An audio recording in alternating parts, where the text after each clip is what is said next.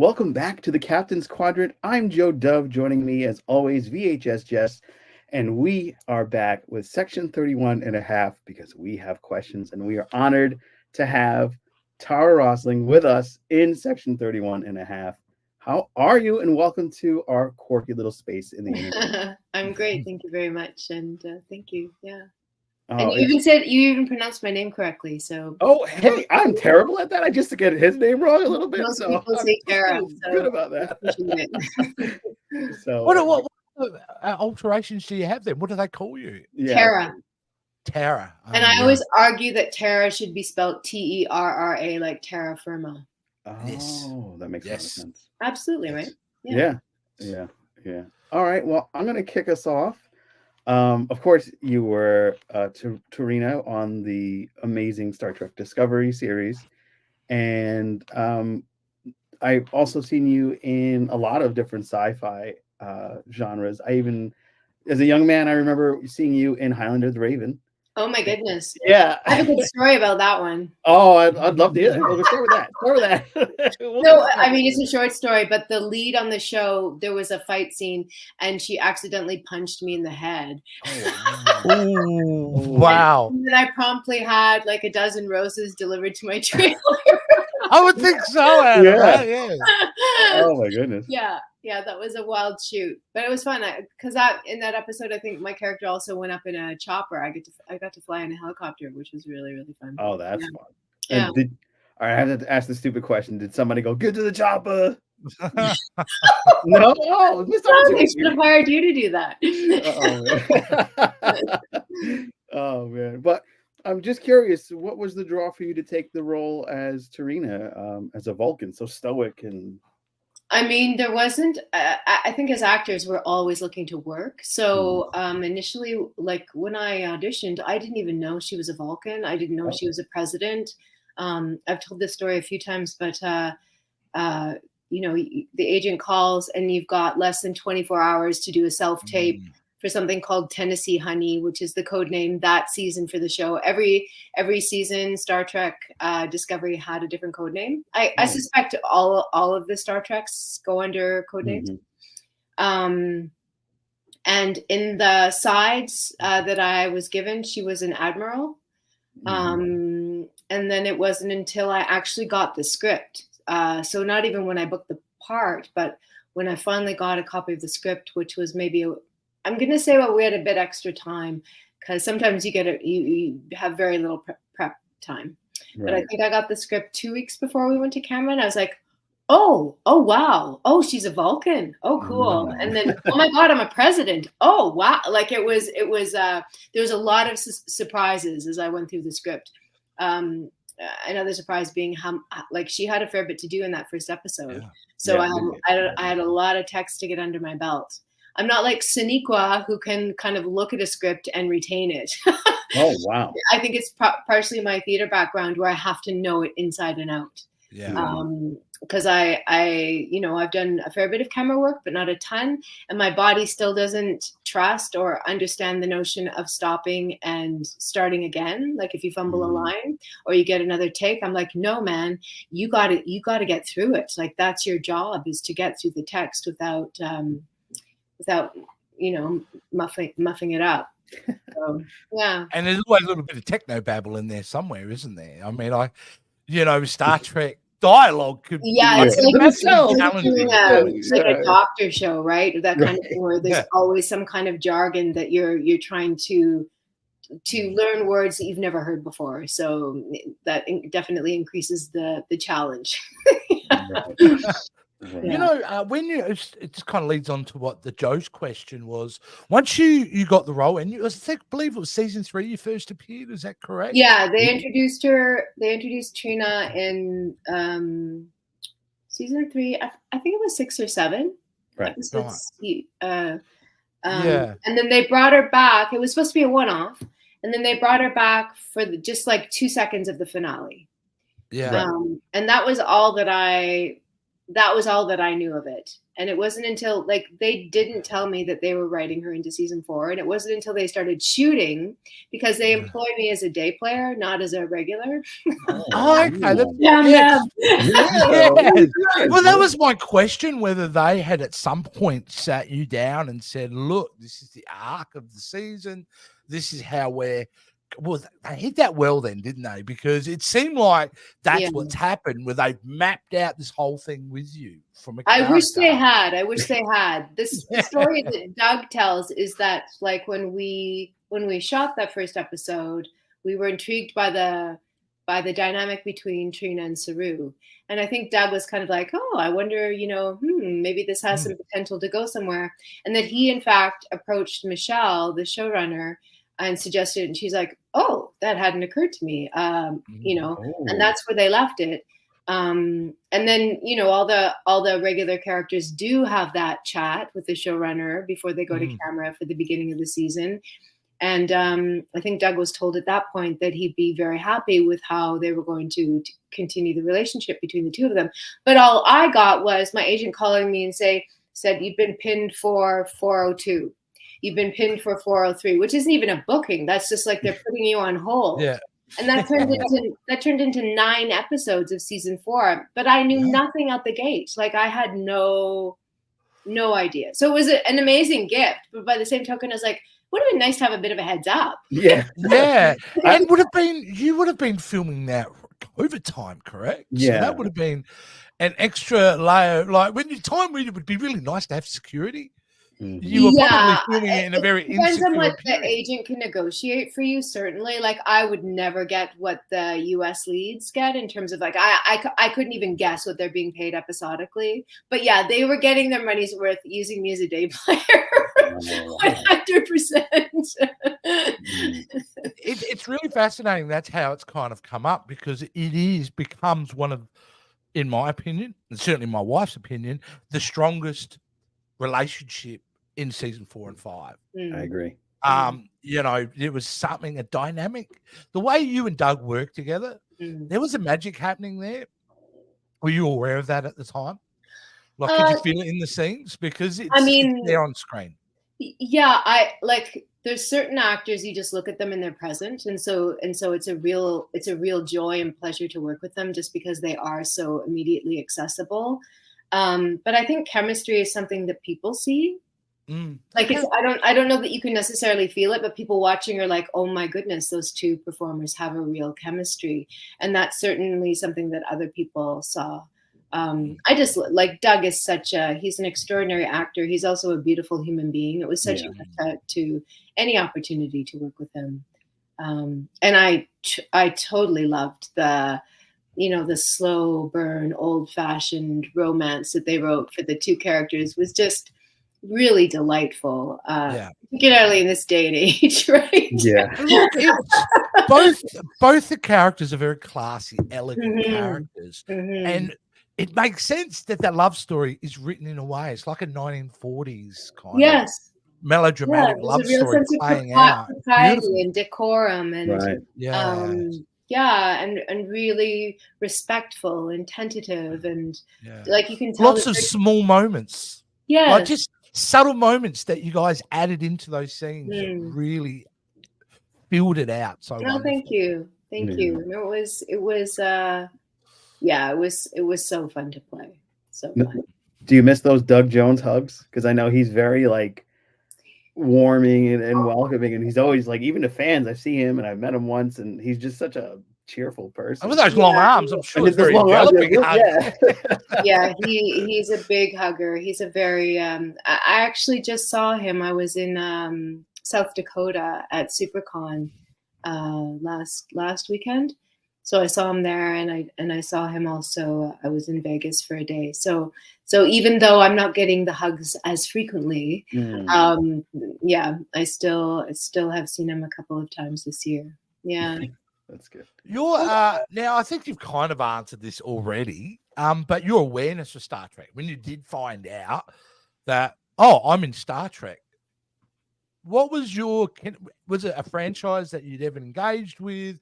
Or was it something you just knew of? Like, what was your history prior to being involved? It was something that I knew of, but I didn't have a real history with. I've never been a Trekkie. We didn't even have a TV when I was a kid, so I didn't like. I wasn't privy to. No, I'd never watched. And you know what? I didn't want to. Like, I didn't want to research too much because it was already intimidating enough that I was going to be walking on the set of the show that has such a astounding legacy. So I kind of, I kind of relied on intuition. It was very intimidating and very exciting. Yeah.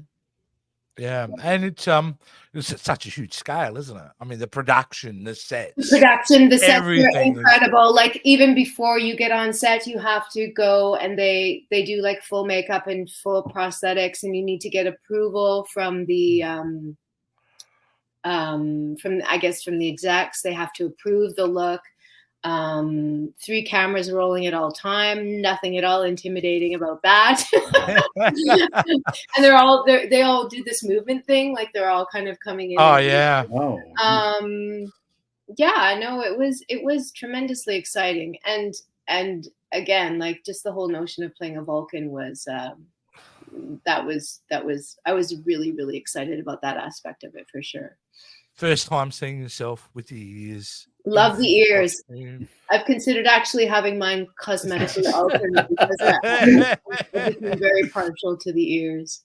Yeah. But seeing yourself in the mirror the first time, and I know you're a well-established actor who's worked a very long time in many different roles, but then there's still that childlike moment of giddiness going, wow, I'm a Vulcan.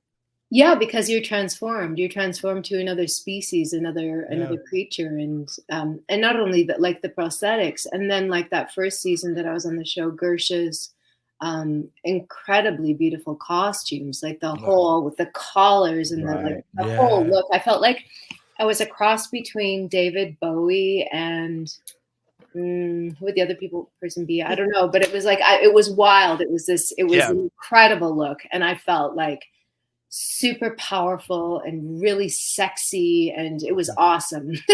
Yeah, I mean, that's the thing about it, hey, and that's a conversation me and my wife would go and would talk about, was like the fact that you immediately, as soon as you're in the show, there's no question that you're the smartest person in the room and the most powerful person in the room. Like, the energy of that character and what you were doing was there. And then I'm going saying to my wife and going, you know, she's pretty great. Like, she's pretty easy to look at. And my wife's going, hell yeah, she's gorgeous. So we were big fans. But I'll tell you what, my biggest compliment I'll give you, and I think I said this too when I met you in Trek Long Island, the thing about what I think you did so well in that performance was, I felt like there were 3 things happening at any one time: what the physical was, what you were intending to say, and what was really going on in your head. And I think you telegraphed that really well, which is in here, just there. Your eyes just told these just different layered stories that were going on. You were dealing with maybe a political thing in the scene, but you're also dealing with the fact that, and I don't know if this was intentional or not, that I felt at times that as your character, you were also feeling very insecure and quite emotional, because Vulcans can be. And so you're trying to project, and then there's something else going on in the background as well. So, yeah, I just think all of that, what you were able to craft, was something really fresh for that series. Thank you very much. What a lovely thing to say. Yeah. I think part of what that is that I'm a very emotional person by nature. And so just being asked to play a Vulcan, it's me corseting or living on top of all my natural emotions. So what's filtering through is what I'm trying to repress, right? Yes. And I did take liberty from, there was different things in the scripts that I think it was in season 4, there was a scene with Book, and because he was floundering in his feelings of loss about his home planet, and basically asking for advice or soliciting Trina's help and how to deal with that. And she said something to the effect of, it's not that we don't have feelings, it's that we cultivate the ability to live above them, or so I took that to heart in terms of, because there were, I think there's some people out there that think that Vulcans they don't feel. They're simply cerebral entities, and but I think it gives her that much, what you're saying, dimension, if she does, and then she has to filter that through, and there's a different life coming from what she says, as opposed to what you see. That adds complexity to her. Absolutely. And then you thread this emotional arc for her in the face. She falls in love. Mm-hmm. She had that layer in there as well. Mm-hmm. And so you end up having this recipe of some damn good soup. Yeah, You know what I mean? Sleep is right. Yeah. So yeah. One of the things that I love, I follow you on Instagram.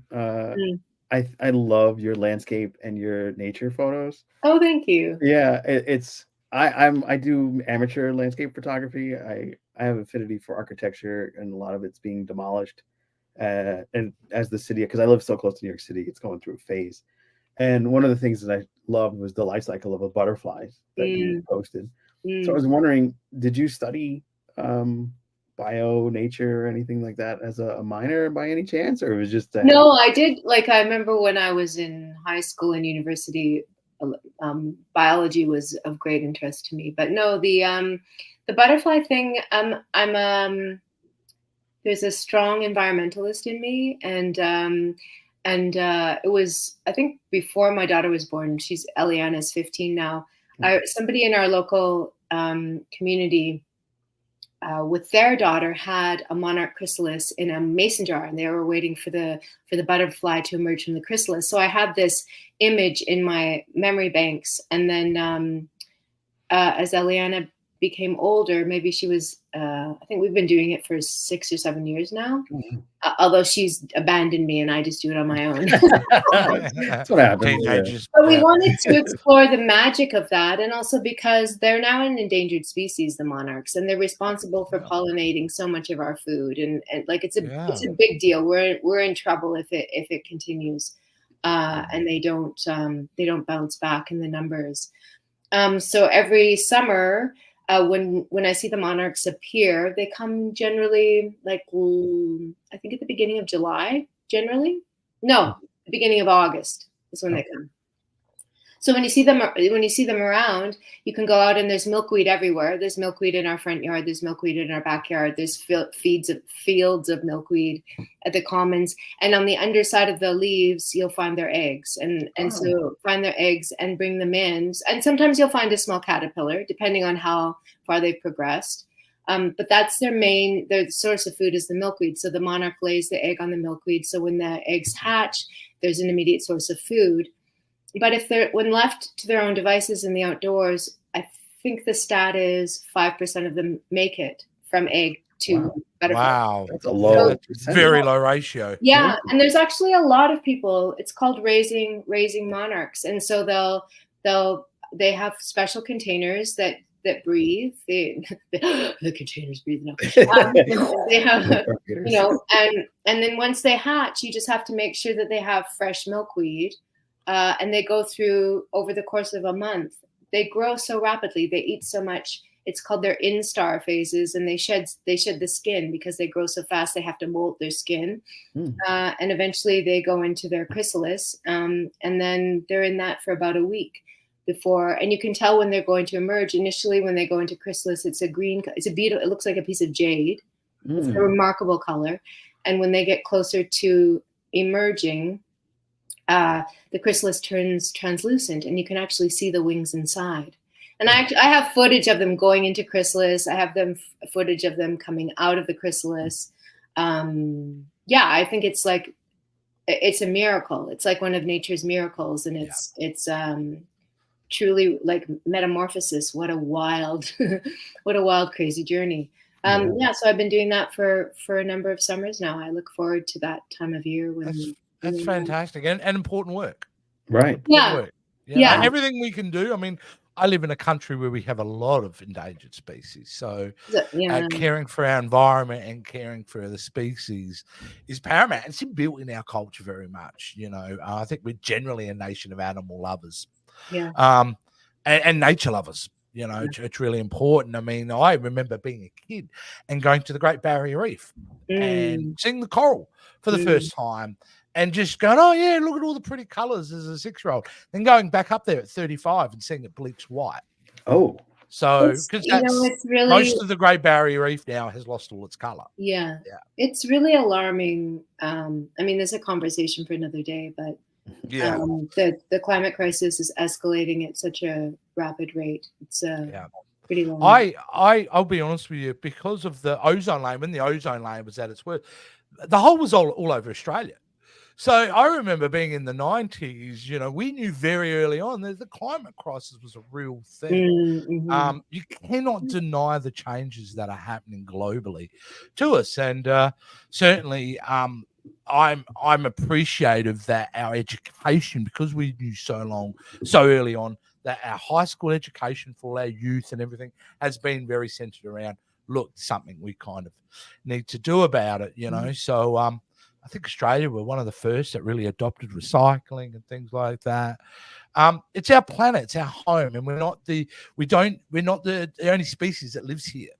So we have a duty of care to all those species who are becoming victimized from it. Yeah. For sure. So now we're going to go into one of the things that another 90s favorite of mine. You got to play a bad guy in Taking of Pelham 123. Oh, yeah. You were Miss Brown.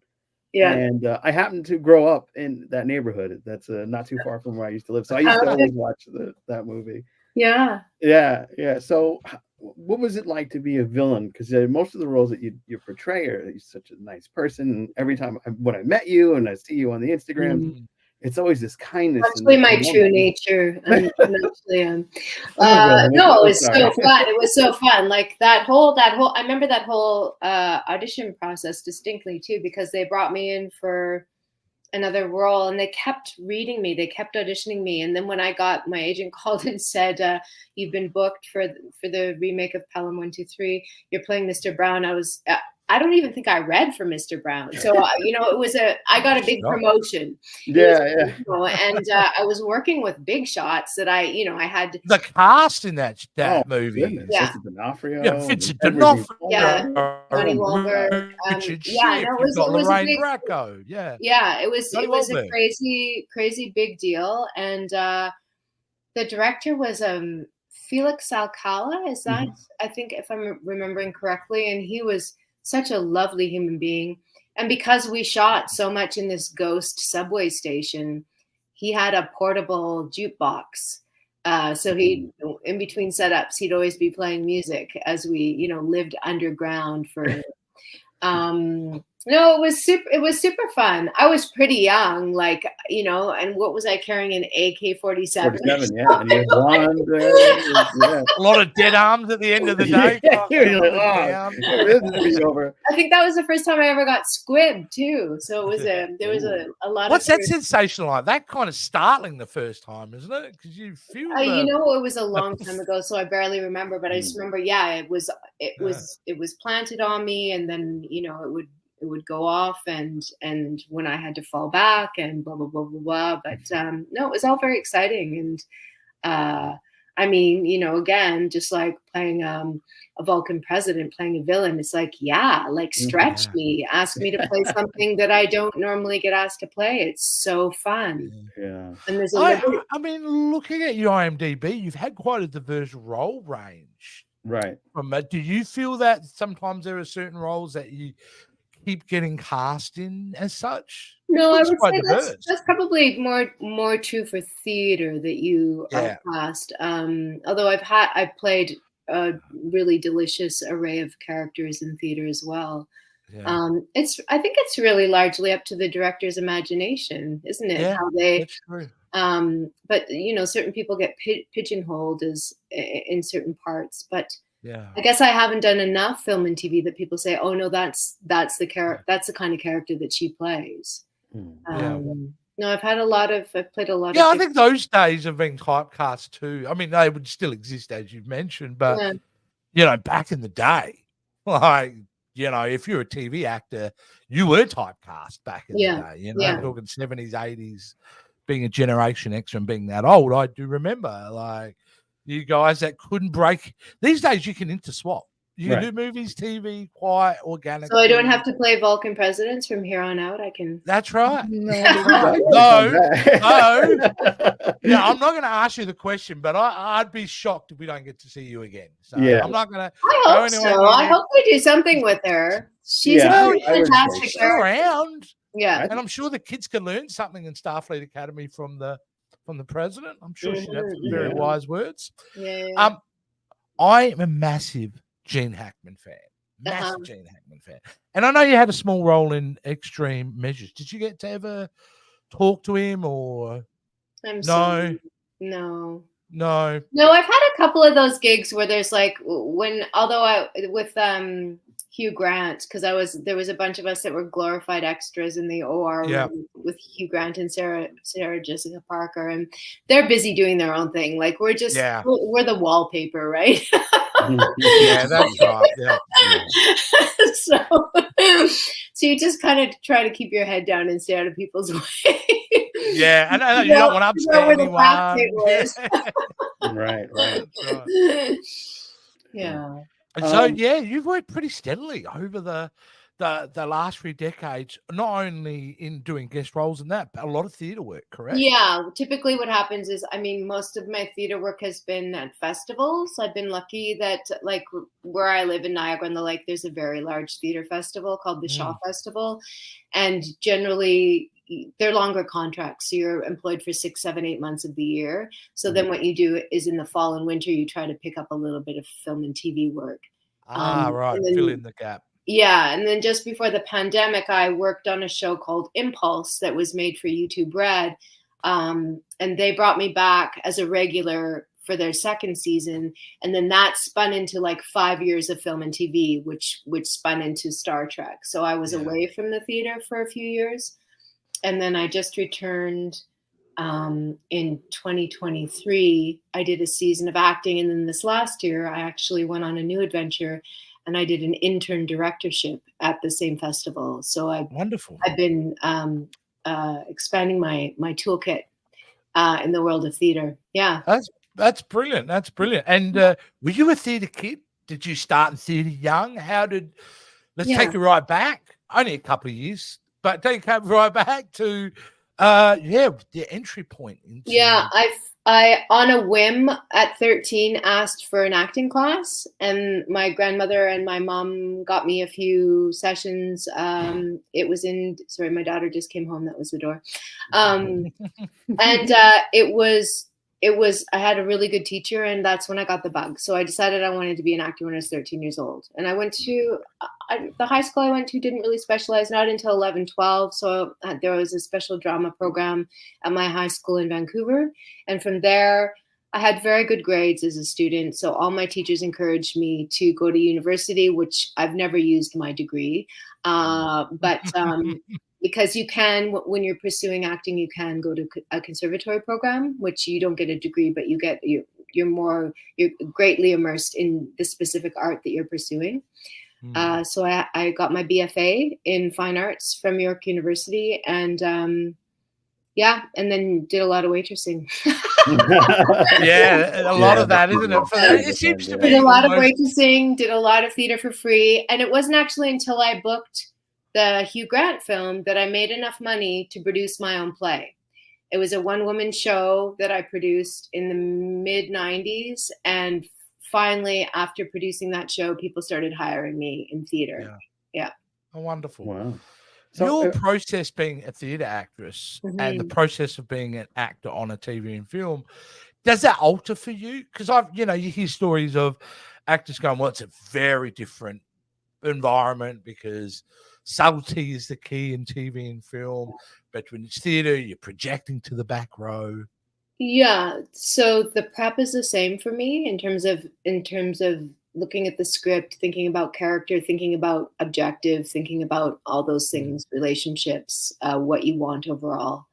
Definitely the style or the approach, the two mediums are vastly different. I remember when I first started auditioning for film and TV, I wouldn't stay on my mark. I didn't understand. You had to stay in frame. And of course, my gestures were too big, and vocally I was too big. So yeah, over time you learn, and there's certain actors that just work in film and TV, and they actually have a different style altogether. This is a generalization, but some actors, I'm sure you've seen the school of acting where there's just kind of really naturalistic kind of mumbling, and there's not a whole lot. Yes. So my theater experience definitely informs the kind of film and TV actor I am.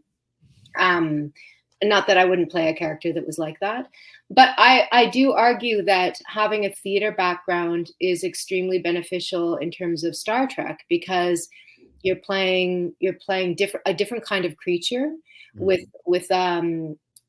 it's all text based, it's all text driven, very large passages of text. You have to be very grounded and know exactly what you're saying. And so I think that there's a lot of actors that work on the show that do come from theater backgrounds. So makes sense too, because you're also generally dealing with big ideas and big themes. Right. Yes. Yeah. There is a lot of drama. Big stakes. Yeah. Really large stakes. Yeah. So it is probably really beneficial to come from that kind of, because I'm sure you've probably done every Shakespeare play at this point. I've done a few, not all. Yeah, I've done a few. Probably haven't done yeah. But that, and which is to me fundamentally important, especially if you're going to be an actor, which I'm not, but I would suggest that, if you're going to be an actor, you probably need to learn from the best, right? And if you're going to build a skill set, that's the way to build a skill set, through his text. Yeah. Because you're saying lines. I mean, when I first kind of read Shakespeare, I had no idea what the hell was going on. Yeah. And I needed it to be explained to me. And in a way, there's a familiarity with Star Trek, right? If you're from the outside and don't know technobabble, be like, what did they just say? What is going on here? Yeah, it's its own world for sure. Yeah. So you directed a theater show called A Recluse and His Guest, if I'm not mistaken, right? Yeah. How was it to be on the director's side? Oh my God, it was to tell people what to do rather than Yeah, it was one of the most exhilarating things I've ever done. When I entered the program, I wasn't sure if I was like people say, are you transitioning into directing? So I didn't know if I was transitioning or if I was just exploring a new world. And by the end of it, I was like, no, I'm transitioning. Like, not that I won't act anymore, but it was, and I think like also, I've acted for almost 30 years, and it feels like a natural progression. But yeah, it's an incredible learning more about the medium. Like because as actors, you arrive on day one of rehearsal and you're like, yeah, here we go, let's get started. But meanwhile, there's a glacier under you, because the designers have started speaking to the director like almost a year before. Like right now, directors and designers are talking about what will begin rehearsals in February and March at the Shaw Festival. So, they're figuring out like, because every play is in a different space, and they want to, what era are they? Is it going to be contemporary? Is it how are we going to establish the world of the play on the stage? And what are the actors going to wear? And blah, blah, blah, blah. So, it's a whole industry, isn't it? Yeah. And I completely underestimated how exciting it would be to collaborate with designers. It's very, very interesting process. Working with actors is such a I've always had a high regard for what it is that actors do, but that's only increased over the course of the year. That people come into a room and they lend their faith, their talent, their imaginations, their heart, their passion, it's all on it is all an extension of faith, because you don't know until the show is actually on the stage what it is going to be. It could be a colossal failure, or it could be magnificent, you know, and completely take off and transform the audience that encounters it. But you just enter the space with your words on a page, and you dive in. It's a really remarkable thing that happens. And somehow I didn't fully fathom what it was as one of the, I think actors are very myopic out of survival. Like it's an act of survival. So we're like, my character, this is what I'm doing, da, da, da, da. But when you start to see the whole thing, it's like, wow, this is extraordinary. Yeah, and it was terrifying because I'd never done that before, because you have a bunch of people in a room that are looking to you to make decisions. And, you know, you have to be well researched and well informed and be able to articulate things in ways that, and every actor is unique. So you need to find a unique language for each actor. Like if you could they've all got their own process, don't they? Generally. Yeah. Like one actor can receive images and go, oh, that image makes sense to me. Whereas another one will go, what the hell are you talking about? Just tell me what I'm playing. Right. And so and then you're juggling all different personalities and deciding when you can give somebody information and when you need to wait. And then at the end, it's, you know, for what I was doing, it wasn't a play in the season. There's 2 intern directors each year, and you assistant direct on 2 productions. And then the second half of the program, you select a 1-act play. So I chose Tennessee Williams, A Recluse and His Guest. You cast it from within the company, and you're given a whole 46 hours to rehearse it. Wow. Like really of 1 week. And you rehearse from 10 to 12, 4 days a week. So you're given 8 hours of rehearsal a week. Like it's insane. So the rest it's exhilarating though, right? Well, it must be exhilarating. Oh, it was completely exhilarating. But like all the rest of the hours of the week, you're like, oh my God, how can I accomplish what I need to accomplish in 8 hours a week? Right. Yeah. So, panic mode. Right. Yeah. And then it's given a 3-show presentation for a company and for people in the industry. And yeah, no, it was a wild, wonderful experience, and I learned a tremendous amount. And now I'm just like madly writing letters to artistic directors saying, "Please talk to me, please." All right, contact us. If they're smart, they will contact you. If they're smart, they definitely will. Absolutely. Yeah, absolutely. Yeah. Absolutely. And then you can come back to Star Trek and direct the Starfleet. Yeah, I don't know about directing film and TV, but you never know. You I never would know. start with theater for sure. Yeah. One of the things I'm not sure you would have been, maybe you were aware of, but it's kind of added a third dimension for what you do publicly, is being involved with connecting with fans in conventions and traveling around like the country and being able to meet the fans. Was that something, did you foresee early on when you realized it was Star Trek? Oh, well, I'm going to be able to get. How do you find that experience, traveling around and being at the cons? It's a mixed experience, but not because, like, I have to say, all the fans that I've met are lovely, generous, enthusiastic, beautiful human beings. Like, it's what an incredible gift to be on the receiving end of that beautiful energy. That people care so passionately about the show and the characters and the relationships, and that they come all the way to meet you and tell you that's like, you know, I would never take that for granted. That's an extraordinary thing. Traveling, you know, like, I'm not really a Vegas person. Like, I get off the plane in Vegas and I'm like, oh my God, this place, it kind of scares the shit out of me. It's an entirely fake world, and that, like, people are awake like every hour of the, you know, like the whole thing.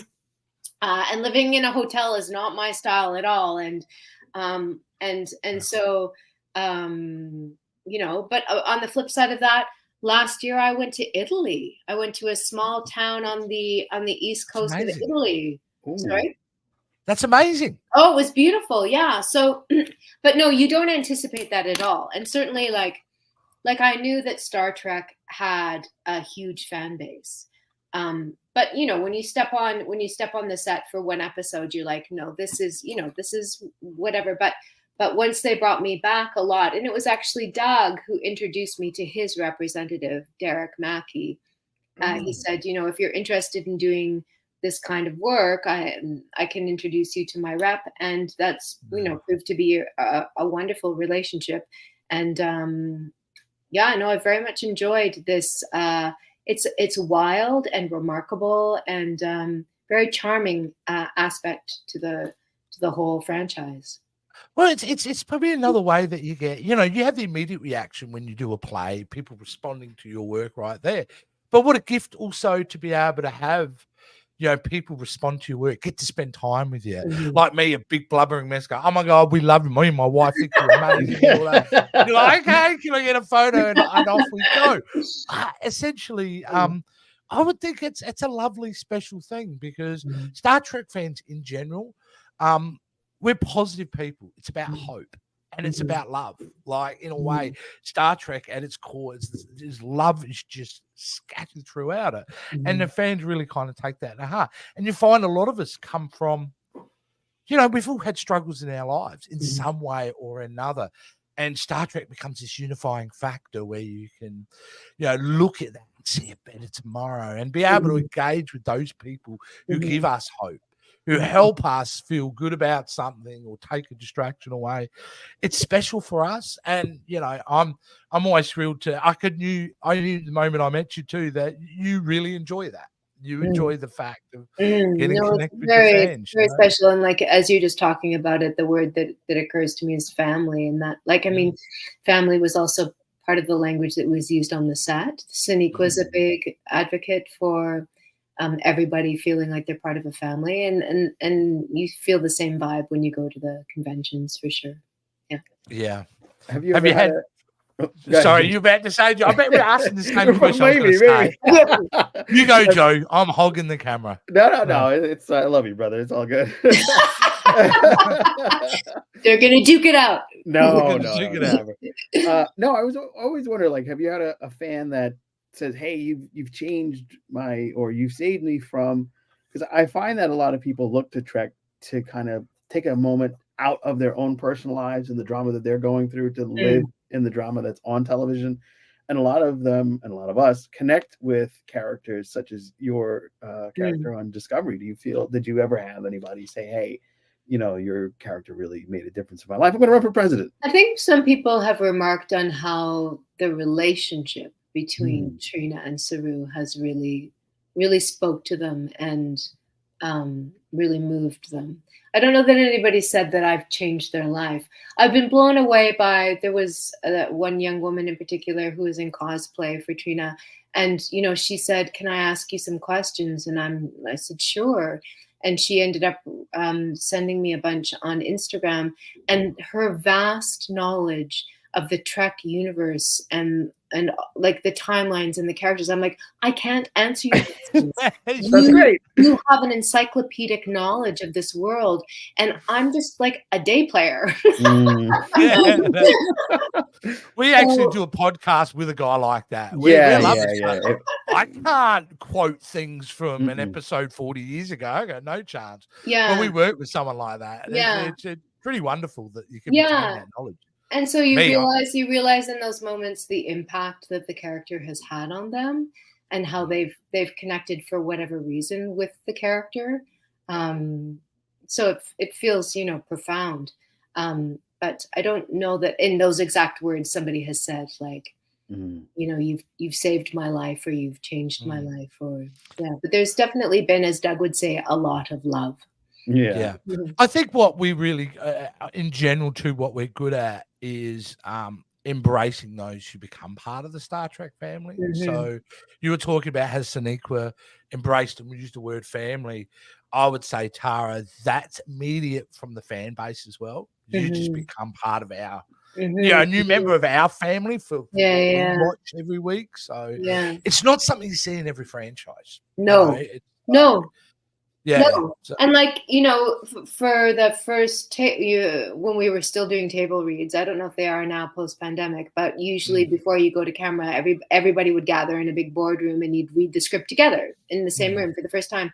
And Sonequa would come around the room to all the newcomers and say, hello, welcome, I'm so glad you're here. Like who does that, right? Like I watched on sets where the leads were like, they won't even look at you, like they're so bored, they're like, whatever, like what do we, you know? And she was like there welcoming you, embracing you, and excited to welcome you into the family, right? So the whole vibe on that set is unlike anything I've ever experienced in my life. Wow. From the cast and the crew, the whole team. Yeah. You know, we've spoken to a couple of day players who have worked on Trek as well, and one of the comments one of them said is like, the thing is at this point, even a lot of the crew have grown up with Trek, so that the guy behind the camera is a massive nerd. Like literally, like everybody is in on it, and that's something again. Not 60 years we're coming up to of Star Trek content that is made, and it is stronger now than it has been in a long time. And Discovery, it was a big part of that. It's a big part of it, even though it got controversial. Even I had some storyline issues with it early on. Man, it stuck the landing, and it just becomes so important that now the next generation is getting on board. So you're going to start to see the youngsters, little kids dressed up as Navarre and hassling your Tara for autographs. That's the challenge out there, folks. If you are out doing Halloween this year and you see a picture of a Navarre in a Halloween costume, you need to send it to Tara immediately. I'm sure. Yeah, we want to see all the Tarinas. Yeah, all the little Tarinas at the door. Ding dong. Oh, Tarina, hold on. Trick or treating. So what have you got coming up in the future, Tara? Yeah. What's something you're excited about that you're doing in your career? Well, this directing thing, I'm now, returning to my 20-year-old actor self when I was begging people to let me through the door to act. And now I've begun the same journey for directing. It's a bit of a scary time. The theater has not returned, has not bounced back post-pandemic. I think that's that's partially because, people were staying home and not going out. But I think it's also the cost of living. And I think it's also that we're so technically oriented that theater isn't, it's not a big part of the appetite. That's an interesting thing, being a Generation Xer. I remember I was a big movie nerd, being able to keep up with everything. Now it's impossible. We are inundated with so much content. Yes. That you're right. It is like, oh, do I get dressed up and make a big, thing we go out, or do I just put on Netflix? Yeah. And that makes me sad because I'm also someone who used to love going. I mean, me and the wife love musicals. I haven't been to a musical now in about 5 or 6 years. Yeah. And, because they're not coming here too. That's the other thing. We're not seeing, I suppose it's the snake eating its own tail. If you're not making any more, if productions are not going up, and the reason they're not going up is people are not going to other productions. It's a scary time, I would assume. Yeah. So I'm doing one of the Christmas shows at the Shaw Festival. And then I'm not sure what the new year will hold.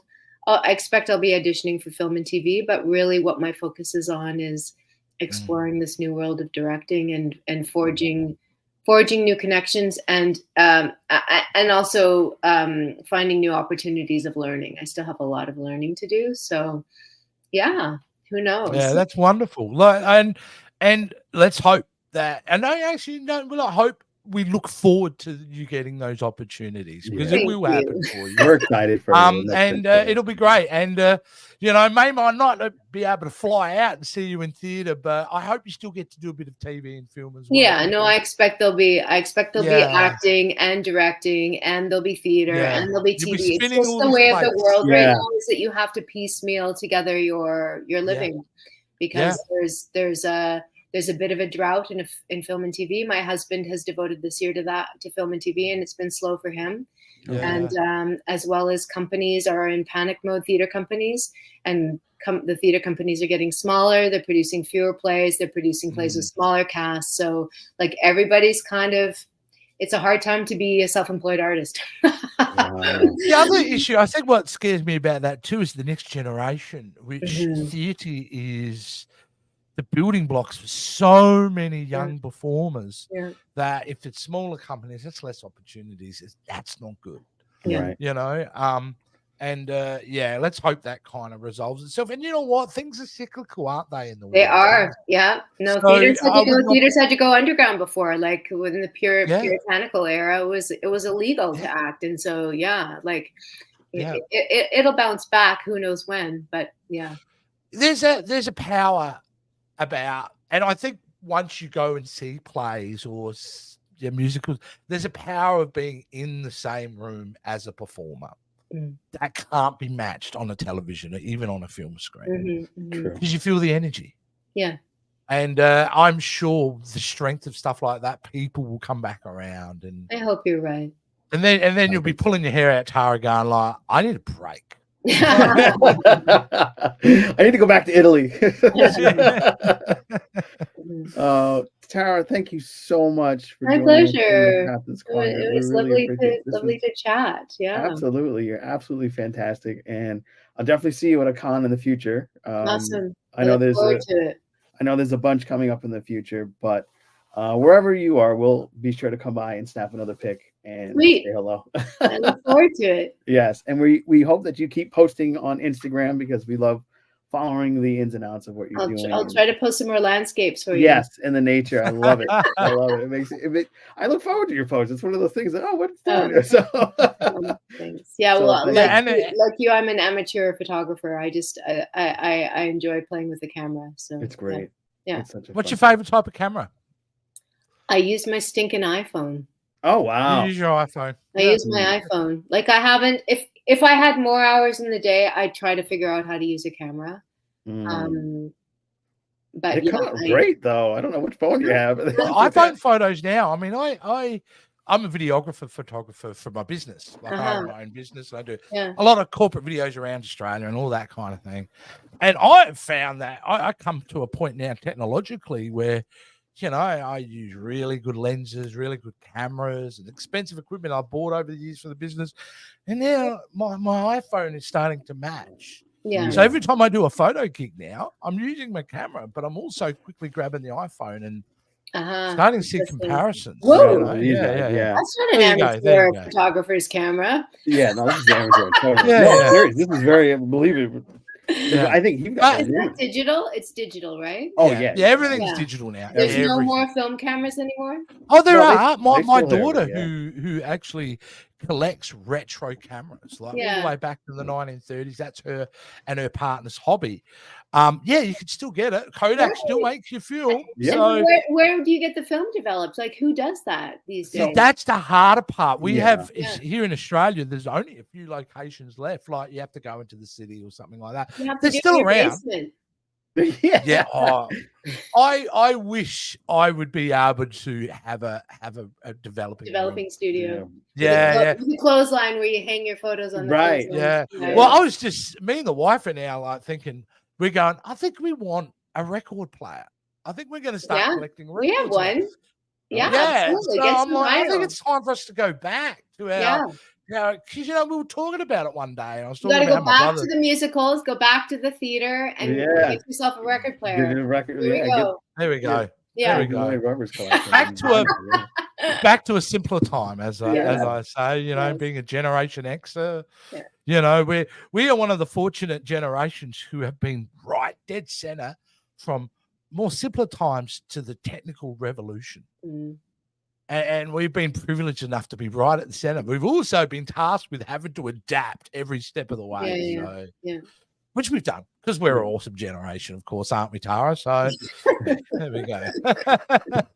I mean, the typewriter is making a huge comeback. Taylor Swift made that happen. Oh, I won't do that. I won't be using no typewriter. That's how I learned how to type with a typewriter. One of those ginormous ones. And it was. So I'd love it.